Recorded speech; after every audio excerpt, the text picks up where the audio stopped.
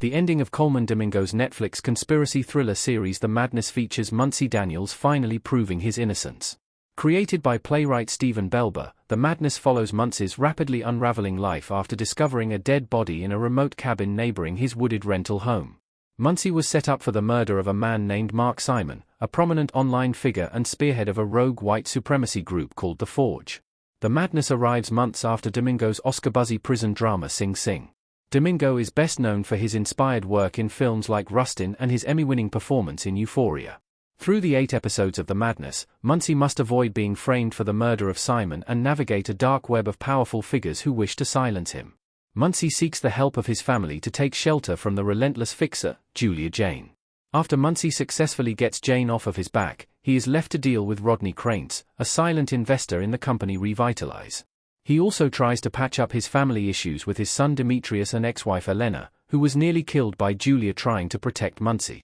In the end, Muncie comes face to face with the man who tried to silence him and has a crucial choice to make, to let him live or die, who was Mark Simon aka Brother 14. Coleman Domingo's Muncie looking upset while standing in a forest in The Madness. Mark Simon was the seemingly friendly neighbor driving the truck who encountered Muncie in the first episode of The Madness.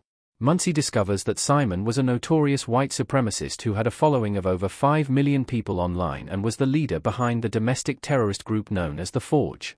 He was paid by Stu Magnusson and Revitalize to push politicians to vote a certain way, influence elections, and sway public consensus for profit.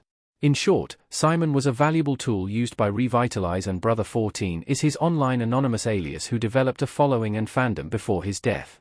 Who killed Mark Simon? Coleman Domingo's Muncie looking worried coming out of the water in The Madness.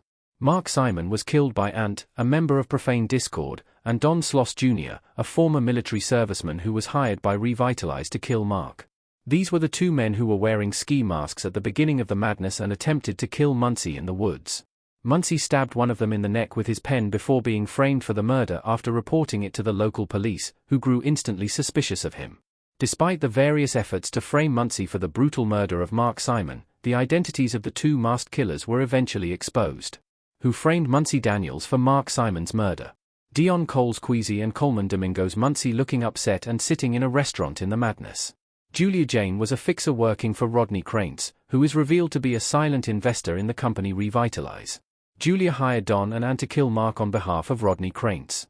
Because Muncie was at the wrong place at the wrong time, they framed him for it out of convenience. This is explained to Muncie during his final confrontation with Krantz, who calls himself a cog in the machine and easily expendable. Muncie initially believed that he was targeted to be framed because of his role as an activist and CNN contributor and for being the son of an infamous activist.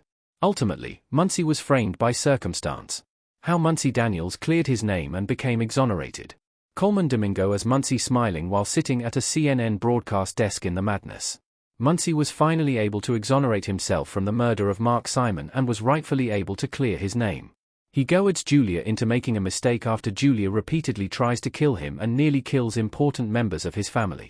By finally besting Julia at her own game, Muncie was able to set up a series of events that ended in her death.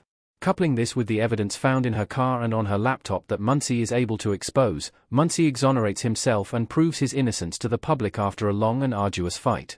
Rodney Krantz's death explained. Coleman Domingo's Muncie aiming a gun in The Madness.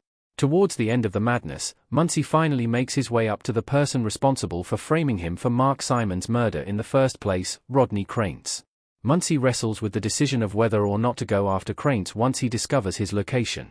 His son, Demetrius, pushes Muncie to resort to violence as a way to end this nightmare situation once and for all and to enact revenge on Krantz for threatening his life and his family.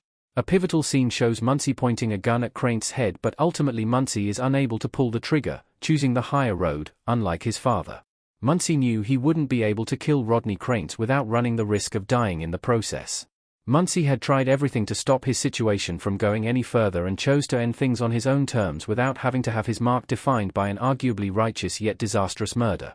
As a result, Muncie told Lucy, Mark Simon's ex-wife, about the truth surrounding Krantz, who then told members of the Forge.